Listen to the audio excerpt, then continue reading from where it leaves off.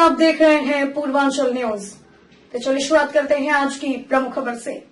UP विधानसभा चुनाव की तारीखें तय होने के बाद अब राजनीतिक गलियारे में इस बात की चर्चा तेज हो गई है कि जदयू और भाजपा के बीच किस तरह का करार यूपी चुनाव के लिए होगा। भाजपा द्वारा जदयू को कितनी सीटें दी जाएंगी, यह कहा जा रहा है कि अगले हफ्ते जदयू और भाजपा के बीच सीटों को लेकर बात आगे बढ़ेगी। यूपी चुनाव के लिए जदयू ने अपने केंद्रीय मंत्री आरसीपी सिंह को अधिकृत किया हुआ है। वह इन दिनों कर्नाटक के दौरे पर है। वहां से लौटते ही इस दिशा में वह बात को आगे बढ़ाएंगे। सब कुछ सही रहा तो संभव है कि बिहार के मुख्यमंत्री नीतीश कुमार और यूपी के मुख्यमंत्री योगी आदित्यनाथ एक मंच पर वोट मांगते दिखाई दें। बीच में यह बात भी आई कि भाजपा इस बात पर सहमत है कि जदयू यूपी में एनडीए के रूप में चुनाव लड़े। जदयू की तैयारी मुख्य रूप से उन विधानसभा क्षेत्रों में है जो बिहार से सटे हुए हैं। एक बार जदयू यूपी में चुनाव लड़ भी चुका है, उसके मंत्री भी रहे हैं। भाजपा के राज्यसभा सदस्य एवं उत्तर प्रदेश के चुनाव सह प्रभारी विवेक ठाकुर ने दावा किया है कि उनकी पार्टी यूपी में 300 से ज्यादा सीटों पर जीत दर्ज करेगी।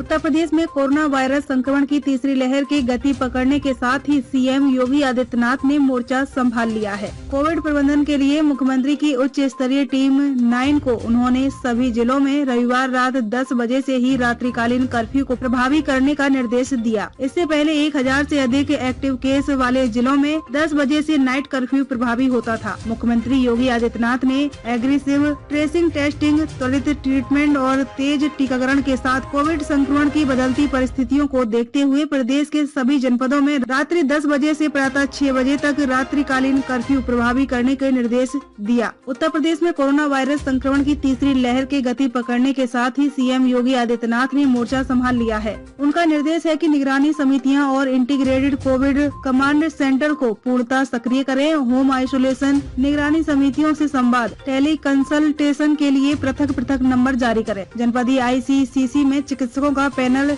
तैनात करते हुए लोगों को टेली कंसल्टेशन की सुविधा उपलब्ध कराई जाए। जरूरत के मुताबिक लोगों को मेडिसिन किट उपलब्ध कराई जाए। कोविड के उपचार में उपयोगी जीवन रक्षक दवाओं की पर्याप्त उपलब्धता सुनिश्चित कर ली जाए।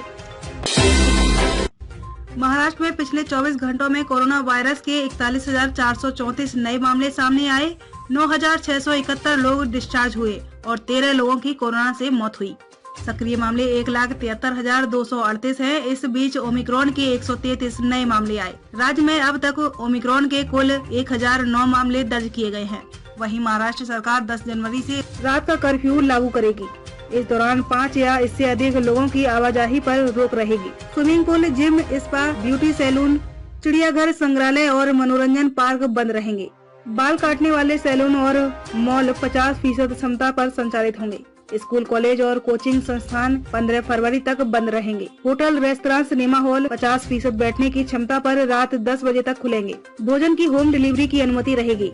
मुंबई में शनिवार को कोरोना के 20,318 नए मामले सामने आए और 5 मौतें दर्ज की गयी।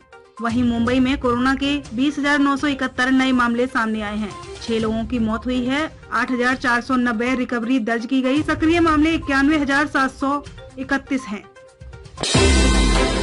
विधानसभा चुनाव का बिगुल बजते ही राजनीतिक दलों की हलचलें तेज हो गई हैं। लंबे समय से तैयारी में जुटा भाजपा संगठन अब सघन संपर्क की योजना को धरातल पर उतारने में जुट गया है। संगठन ने संक्रमण काल में वर्चुअल माध्यम से सैकड़ों बैठक की हैं, तो शीर्ष नेतृत्व ने बूथ तक के कार्यकर्ताओं को संबोधित किया है। रैली, जनसभा पर रोक के चलते भाजपा संगठन अब अपने इसी तंत्र पर पूरी ऊर्जा लगाएगा। नेतृत्व वर्चुअल माध्यम से लोगों तक पहुँचेगा। इसके साथ ही संगठन ने बूथ की टीम का गठन कर रखा है और वोटर लिस्ट के हर पन्ने की जिम्मेदारी भी अपने कार्यकर्ताओं को सौंप रखी है। वहीं बूथ की टीम के साथ ही जातिगत आधार पर संगठन के प्रबुद्ध जनों की टीम भी तैयार की है, जो लोगों के बीच बस्तियों और गांव-गांव जाकर उन्हें सरकार के कार्य गिनाएंगे तो आगामी संकल्प भी बताएंगे। आगरा जिले में 9 विधानसभा क्षेत्र आते हैं। सभी पर भाजपा का कब्जा है। वर्ष 2022 में जिले की 6 सीटों पर हाथी, 1 पर सपा और 2 पर कमल खिला था। इसमें उत्तर दक्षिण छावनी विधानसभा क्षेत्र शहरी क्षेत्र में आती है, जबकि एतमादपुर विधानसभा क्षेत्र का कुछ हिस्सा शहरी क्षेत्र में आता है। उत्तर विधानसभा क्षेत्र वैश्य बाहुल्य सीट है और 3 दशक से भाजपा के कब्जे में ही है। वहीं छावनी विधानसभा क्षेत्र भाजपा के कब्जे में है, जबकि यहाँ हाथी भी बलवान है। भाजपा संगठन पूरी तैयारी कर चुका है। हर बूथ पर हमारे कार्यकर्ता हैं। साथ ही पन्ना प्रमुख भी घर घर संपर्क बना रहे हैं।